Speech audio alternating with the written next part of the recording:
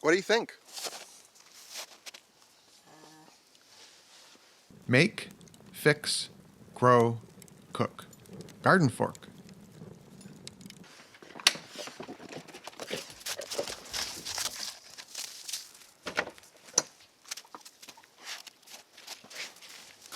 Greenhouse emergency. Let's go.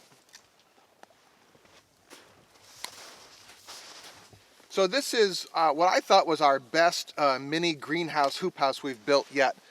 And this winter, it wasn't a terrible winter, but it got whacked pretty bad. What I did notice was halfway through the winter, I used screws to connect the hoops to the crossbar here, and these screws broke through the plastic. So I used regular packing tape to go over the plastic and the screw, because the screw was splitting the plastic. I was like, well, it's okay. And then this whole thing kind of ripped open a big one in the last storm we had. So a couple of corrections here, updates on how to build a better mini greenhouse. And you guys give me some suggestions as well, because I learned from you in the comments below, okay? Okay.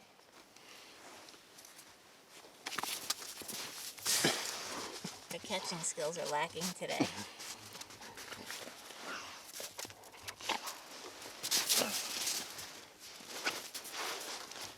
All right, let's fix this. So, a piece of hose. Now, I'm sure you've got some old broken garden hose laying around, because I don't throw this stuff out like you don't.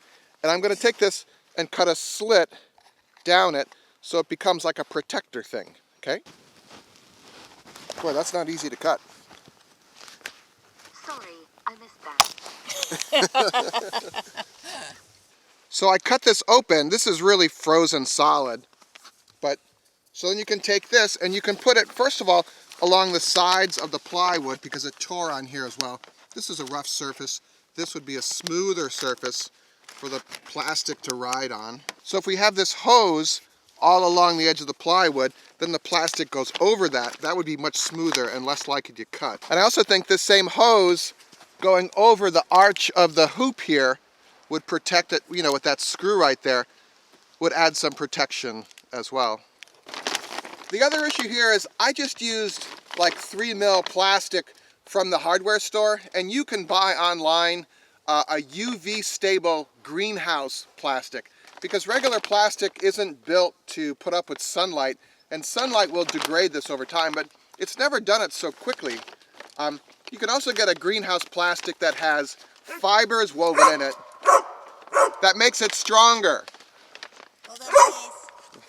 Hold on, please. What? Boom.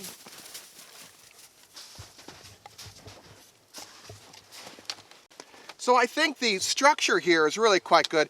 I just think a little fine tuning, careful with the screw going over the top right here, that's where it's going to rip. I tried to fix that with some plastic in the middle of winter, but the hoop house itself is really nice and solid. It's just the plastic cover is the weakness here. So what do you guys think? Let me know in the show notes below. I think you shouldn't have 2 feet of snow during the winter. Right, well, we did have a lot of snow. Excuse me. Throw it as far as you can.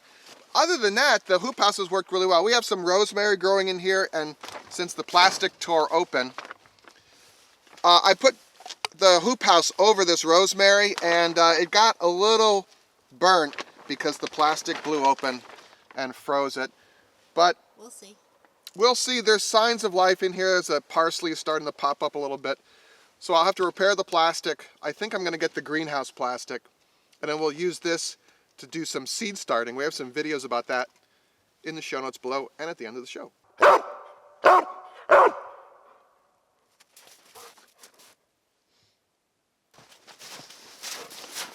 Go! All right, back to the greenhouse.